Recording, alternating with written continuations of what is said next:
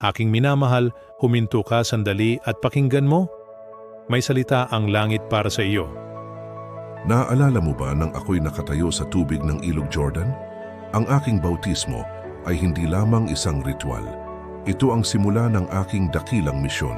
Sa parehong paraan, ang sandaling ito ay maaaring maging isang bagong simula para sa iyo.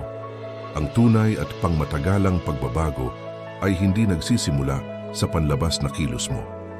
Nagsisimula ito sa kaibuturan ng iyong puso habang marahan na binabago ng Espiritu ng Diyos ang iyong isipan. Bitawan mo na ang mabibigat na pasanin ng pagkukumpara at pag-aalala. Hayaan mong ang iyong isipan ay umayon sa di mababagong katotohanan ng Diyos. Hayaan mong gabayan ka ng kanyang Espiritu sa bawat hakbang at bawat desisyon.